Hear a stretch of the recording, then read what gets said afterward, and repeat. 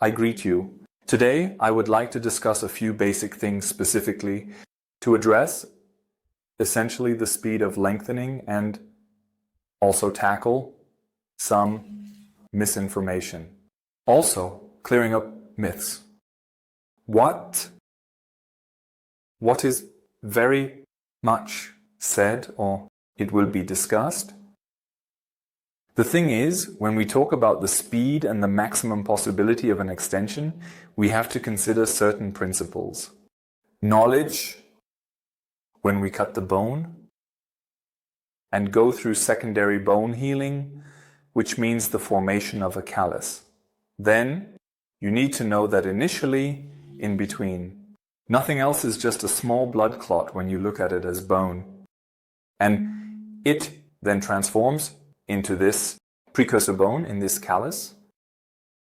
This callus, however, has a consistency like chewing gum.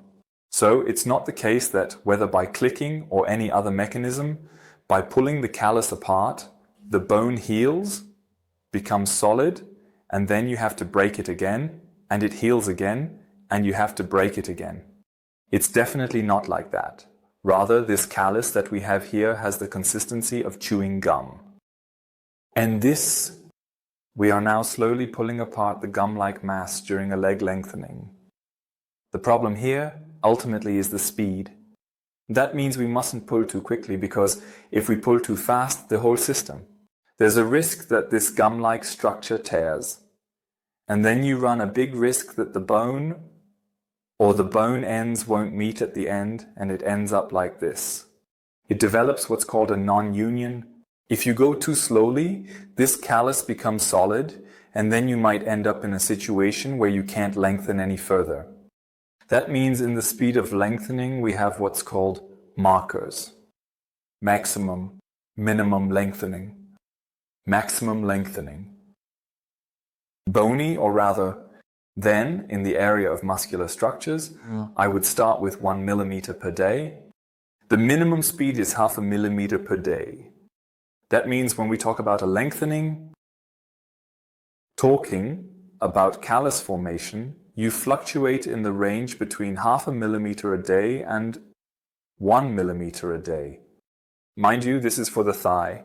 In the lower leg area, the speed is even lower. The maximum speed is 0.5 millimeter per day.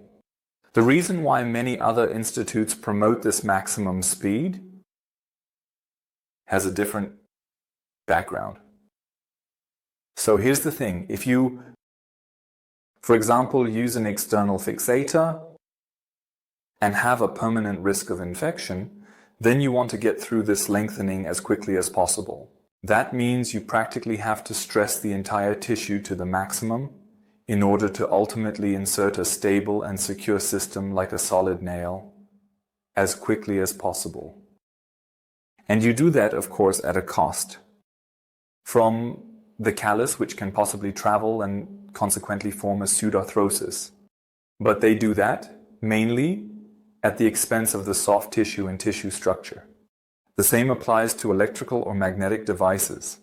If there's a risk that everything could corrode and you also need to insert a solid nail as quickly as possible, then you have to minimize the lengthening time as much as possible and get a secure nail in as quickly as you can. The same applies to the situation when you don't have fully load-bearing nails, but instead are lying in bed or in a wheelchair during the lengthening phase. Then it means for these institutes they have to minimize the time of extension as much as possible, and then afterwards to be able to create stable structures or to properly train the patients. That's why my concept is completely different. We have a nail that is fully load-bearing, and you can adapt it to the corresponding speed during the lengthening.